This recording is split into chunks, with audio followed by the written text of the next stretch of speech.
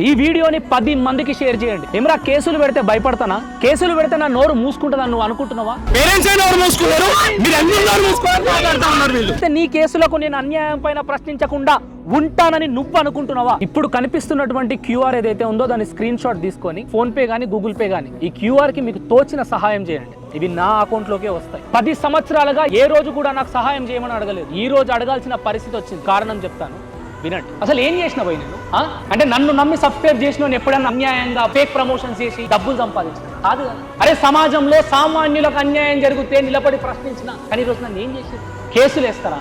వీడియోలు డిలీట్ చేయాలన్నా? నన్ను జైల్లోకి పంపిస్తారా? భయపడుతున్నా వీటికి నేను. రోజుకో నోటీస్ వస్తుంది. దేనికోసం అంటే మీరు చేసిన అక్రమాలను చూసుకుంటా ఊకోవాలన్నా? ఎవడెలా చస్తే నాకేంటి, నేను బాగున్నానా అంతే చాలు అని అనుకుంటే ఈ రోజు నేను మంచి స్థాయిలో ఉండేవాడిని. కానీ అందరూ బాగుండాలి, అందులో నేను ఉండాలనుకున్నాను. ప్రతి కేసు మీద నేను పోరాడడానికి సిద్ధంగా ఉన్నా. అందరు నా అక్కలు అనుకుంటున్నా. ప్రతి వీడియోలో అందరి కోసం కొట్లాడుతున్నటువంటి నేను వేదాంత్ మీడియా నాపై అన్యాయంగా వేసినటువంటి కేసులు, నోటీసులు, ఆర్డర్. ఇలాగే రీసెంట్ గా అంబర్పేటలో జరుగుతున్నటువంటి మోసాల గురించి ప్రశ్నించి బయట పెట్టినందుకు నా మీద కేసులు వేశారు. హైకోర్టు నుండి ఆర్డర్లు పంపించారు. వేదాంత్ మీడియా అంటే నా గొంతుని నొక్కే ప్రయత్నం చేస్తున్నా. అమ్మ, నాన్న, అక్క, చెల్లి, తమ్ముడు, అన్న 10 సంవత్సరాల నా సోషల్ మీడియా ప్రయాణంలో నా జీవితాన్ని మీ అందరి కోసం, సమాజంలో ఉన్నటువంటి బాధితుల కోసం, అన్యాయానికి గురైనటువంటి వాళ్ళ కోసం నా జీవితాన్ని అర్పించాను.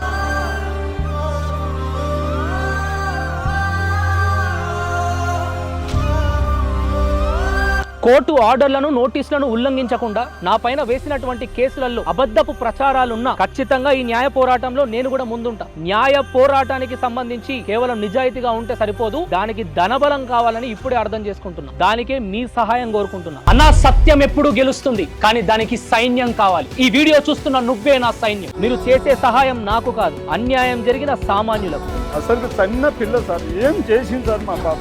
ఇదిగో అన్న, నా తరపున 3000 రూపాయల ఆర్థిక సహాయం నేను చేస్తున్నాను. అండ్ ఇప్పుడు ఇంకొంతమంది అంటారు, మళ్ళీ డబ్బులు అడుగుతున్నాడు అందరిలాగానే అని. అడగాలనుకుంటే గత 10 సంవత్సరాలుగా ఎన్నోసార్లు అవసరాలు, అవకాశాలున్నా ఏ రోజు కూడా ప్రజల్లో నుండి కేవలం 1 రూపాయి అడిగినట్టు గాని, ఏ బాధితుడికి ఆర్ఎల్స్ నా దగ్గర వచ్చినటువంటి ఏ బాధితురాలికి 1 రూపాయి డిమాండ్ చేసినట్టు గాని ప్రూఫ్ ఉంటే ఏదంటే అది. ఇంతమంది సామాన్యులకు అన్యాయం చేస్తే ప్రజల సమస్య కోసం పోరాడుతుంది వేదాంత్ మీడియా. వేదాంత్ మీడియాని ఆపేసేయాలి, నన్ను జైల్లో పెట్టేసేయాలి. దానికోసం వాళ్ళు రాత్రి పగలు కష్టపడుతున్నారు. నా జీవితంలో మొట్టమొదటిసారి మీ ముందు నిలబడి నాకు సహాయం చెయ్యండి అని అడగాల్సిన పరిస్థితి వచ్చింది. ప్రజలారా, నా కుటుంబ సభ్యులారా, వేదాంత్ మీడియా న్యాయ పోరాటానికి సంబంధించి మీ సహాయాన్ని అడుగుతుంది. మీకు తోచిన సహాయం చేసి నా వెంట నిలబడే ప్రయత్నం చేయండి.